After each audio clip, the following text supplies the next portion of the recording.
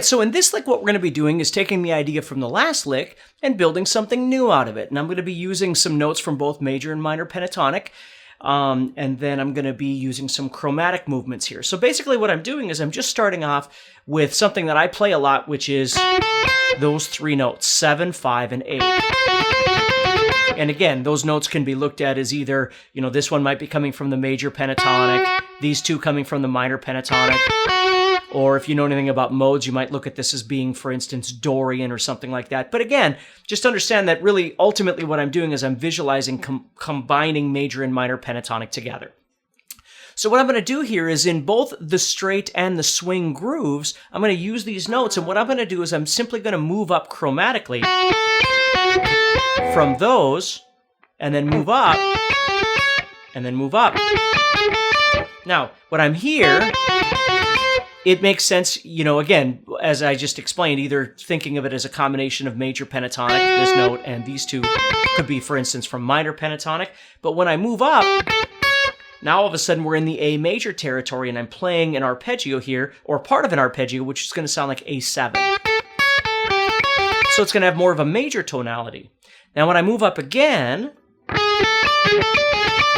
it becomes a little bit, first of all, it's a little difficult to play, but the second thing is that this note right here is actually a G sharp, so it actually winds up kind of sounding like a major 7. But in the blues context, it sounds a little bit awkward, but the truth is it doesn't matter, because really all I'm doing is I'm trying to make something that sounds unique and interesting and a bit more modern with this chromatic motion.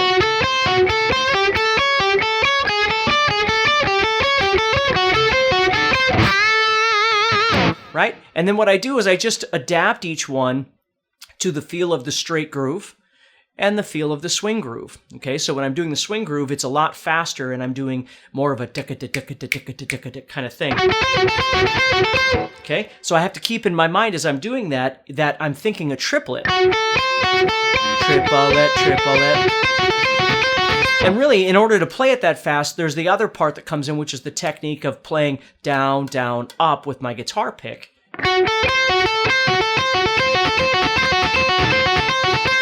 People often comment on, how I get kind of a circular motion with the way I'm picking this, and it's whatever's comfortable for you. But the point is these two notes, in order to make this fast enough, it'd be really hard to do trying to alternate pick everything, and then because you have a group of 3, you'd be going down, up, and then up, and that whole thing.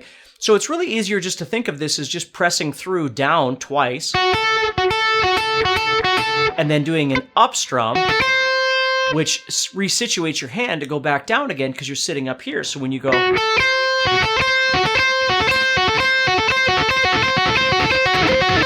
you can get more speed off of that, and of course you can add a little bit of, palm muting, which sounds kind of cool as well.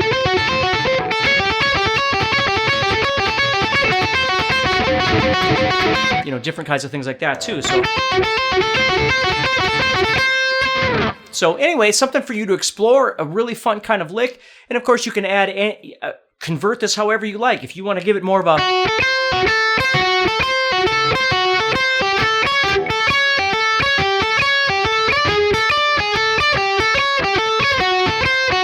and follow the 1-4-5 chords or something like that, that might be really cool too.